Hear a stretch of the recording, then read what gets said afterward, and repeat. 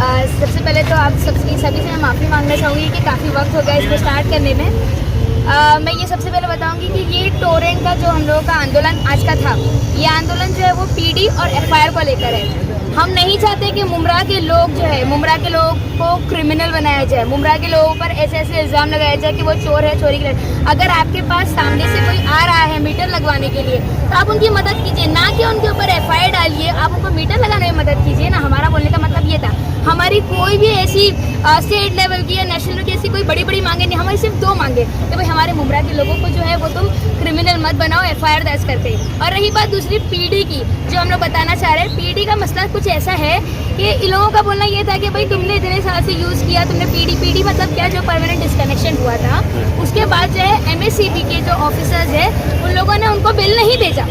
और मैं आप लोगों को जानकारी के लिए बता दूं कि जो इलेक्ट्रिसिटी एक्ट 2003 है उसके अकॉर्डिंग 56 सेक्शन सब सेक्शन 2 में ये लिखा हुआ है कि अगर आपसे जो है 2 साल तक एमएससी कोई भी अथॉरिटी ने अगर आपसे बिल नहीं मांगा है, इसका मतलब आपको कोई पीडी की भरपाई आपसे नहीं मांग सकता आगे।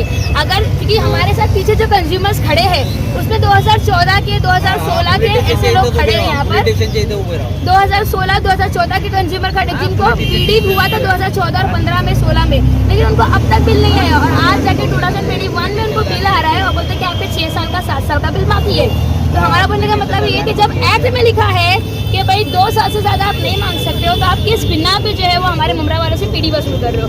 तो हमारा हम लोग जो है, देखिए हम लोग को किसी से डर नहीं है, हम लोग सिर्फ डरते हैं कॉन्स्टिट्यूशन से, हमारे कानून से। जब हम लोग कानून पे चल रहे हैं तो क्यों हम लोगों को कानून का उल्लंघन, ये लोग कैसे कानून का उल्लंघन कर रहे हैं? और अगर ये लोग कर रहे हैं तो किसका साथ है? और ये लोग किसके बिना पे, किसके बल पे, ये लोग किसके सहारे पे जो है वो टोरेंट वाले भी दादागिरी कर रहे हैं हमारे लोगों पर?